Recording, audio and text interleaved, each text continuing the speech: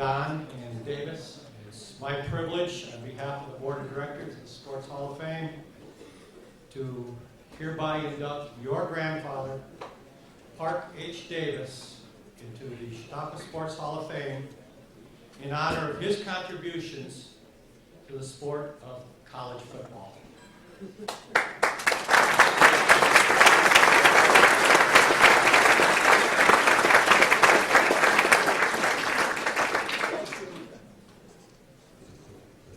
Good evening. Parke Davis' family is so very pleased that our forebear, a Jamestown area native, graduate of Jamestown High School, a Princeton graduate class of 1893, noted football coach, player, sports writer, and father of the modern game, being honored this evening by inclusion in the Chautauqua Sports Hall of Fame.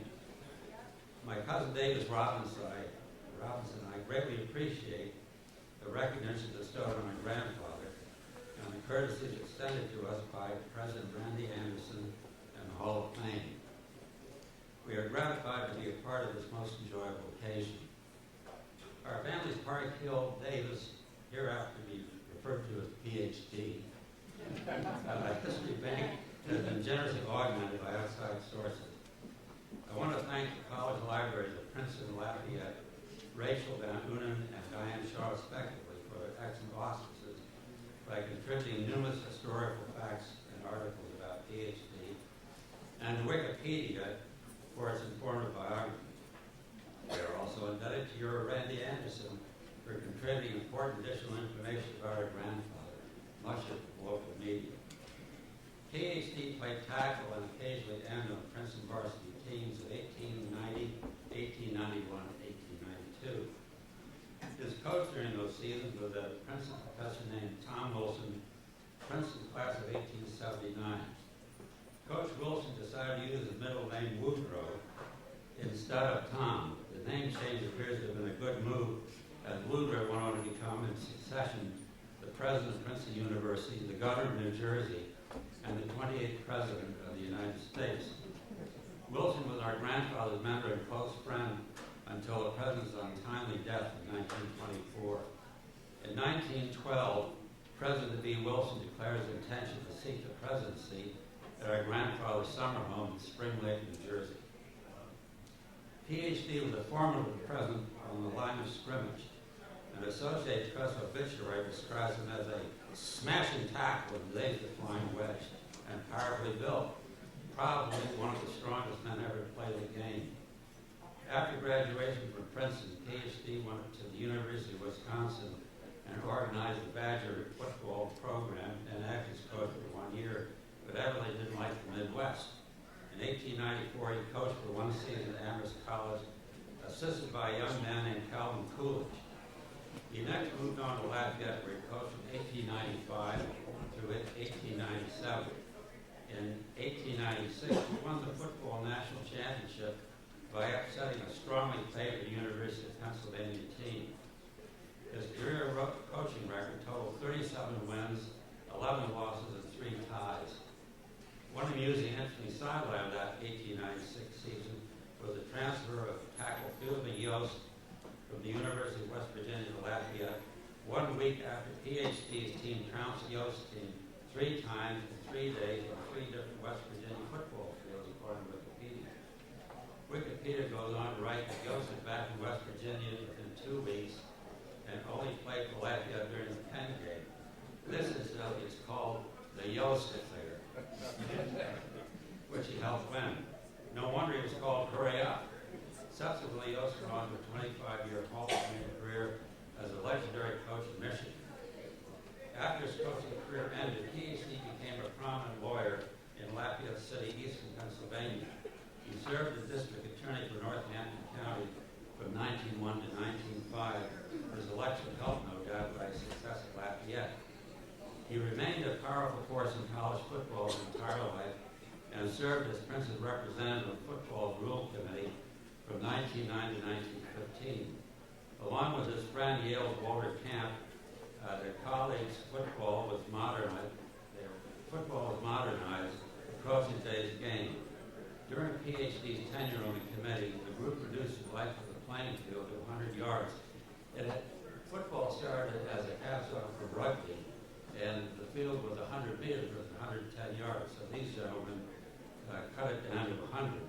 According to Wikipedia, PhD's contributions include the division of the game into 4 quarters, the creation of end zones, the numbering of players' jerseys, the prohibition of interlocking blocking, which I'm assuming is a blind wedge, rules for passing the football, and many other innovations. He and Walter Camp are considered the co-fathers of the modern game and were friends and peers of that era's outstanding football figures, such as Amos Alonzo Stagg. He also knew a number of known athletes in other sports. According to the New York Times obituary dated June 9, 1934, he once had a friendly sparring bout with legendary retired boxing champion John L. Sullivan. Parke Davis boxed at Princeton and boxed throughout his life. PhD was a prolific writer, statistician, and authority on the subject of football. He wrote for the New York Herald newspaper, and his column is considered must reading for serious college football fans. He wrote for Spalding, the official football guide, and wrote the passages on football for the Encyclopedia Britannica. And he was also the author of articles for a large number of publications and was a sought-after speaker. In 1911, the prestigious publisher Charles Scribner's Sons published PhD's finger book on the sport football, the intercollegiate game. He assigned national championship titles for the first time to teams commencing with the game's birth in 1869 through the year 1933, including his own 1896 Lafayette team. Throughout his life, he remained Princeton's most famous athletic counselor. According to an article in the Eastern paper, in the September 11, 1967 issue of Sports Illustrated magazine, writer Dan Jenkins in his article refers to PhD, and I quote, as the most noted historian football has ever known. Parke Hill Davis' lifelong devotion to football did much to bring the game to the modern era through his experience as player, coach, membership of the Football Rules Committee, his prolific pen and writing talents. Indeed, he was a giant figure in the formation of the sport and did so much to change football from a rugby cast-off to the game we know. Davis Robinson and I sincerely thank the Chautauqua Hall of Fame for honoring our historic and gifted grandfather.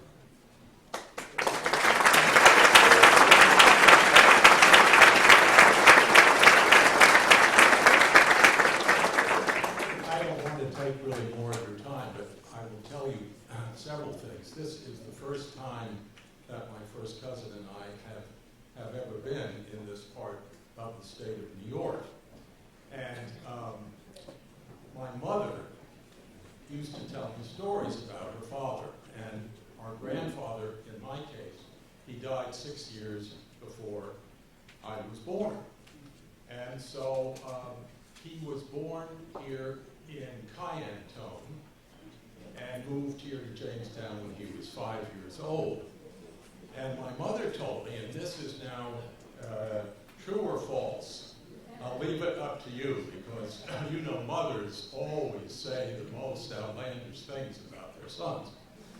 Their fathers do. So she said, oh, my father always told me that he was born in a Seneca Indian wigwam in Cayenne-Tone because his father was a surveyor on the Seneca Indian Reservation. And I always thought that had to be false, but now I learned from Randy, who frankly knows more about our grandfather than either of us, that in fact his father was a surveyor of the Seneca Indian Reservation. So I don't know, true or false. I was also told he was an ardent Democrat. I, being of the other persuasion, I guess that happens with grandfathers and grandsons as well as fathers and sons. And he apparently ran for the Democratic nomination for governor from the state of Pennsylvania, but he lost in the primary. She also said that in the 1924 convention, he was one of the nominators of Al Smith of New York for the Democratic nomination. And I will end, my mother used to say, well, he was a very big man.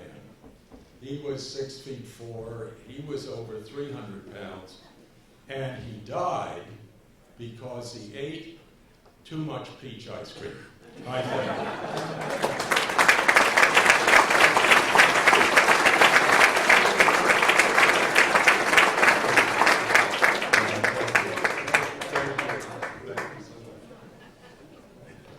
Don and Davis, in addition to this plaque, we also want to give you these two certificates. One from Assemblyman, New York State Assemblyman Andy Goodell, who's in the audience tonight. Thank you very much, Andy, for your contributions. And another certificate from U.S. Congressman Tom Reed, whose staff person is also in the audience tonight with us. I'd just like to add, for the sake of Andy Goodell, our grandfather's sister married someone named Austin Stipp, who had a daughter named Pauline Stipp. And she came down with polio here when she was the age of 10, and she wore braces all of her life. She went on to become a very, very well-known doctor. She was the first female head of the Children's Health Bureau in the old Department of Health and Education and Welfare. And during the Vietnam War, with her braces, after Agent Orange, she made over 20 trips to Vietnam. And for your sake, Andy, you might be interested, she gave birth to your grandfather, Charles Goodell.